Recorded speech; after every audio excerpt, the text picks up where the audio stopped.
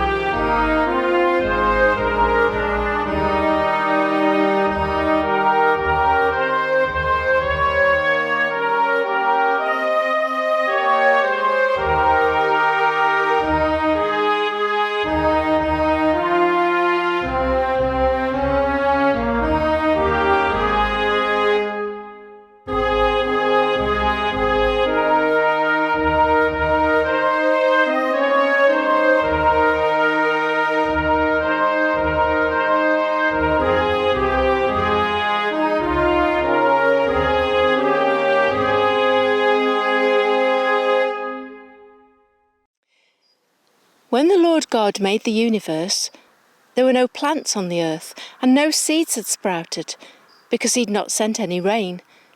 And there was no one to cultivate the land, but water would come up from beneath the surface and water the ground. Then the Lord God took some soil from the ground and formed a man out of it. He breathed life-giving breath into his nostrils, and the man began to live. Then the Lord God planted a garden in Eden in the east, and there he put the man he had formed. He made all kinds of beautiful trees grow there and produce good fruit. In the middle of the garden stood the tree that gives life, and the tree that gives knowledge of what is good and what is evil. A stream flowed in Eden and watered the garden, and beyond Eden it divided into 4 rivers. Then the Lord God placed the man in the Garden of Eden to cultivate it and care for it.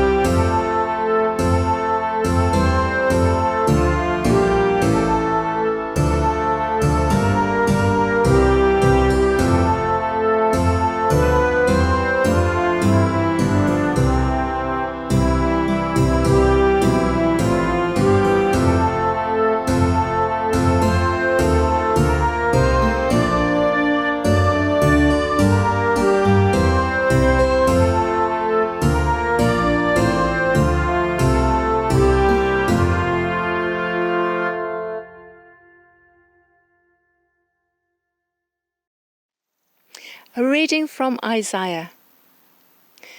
God says, "Listen and hear my voice. Pay attention and hear what I say." When a farmer ploughs for planting, does he plough continually?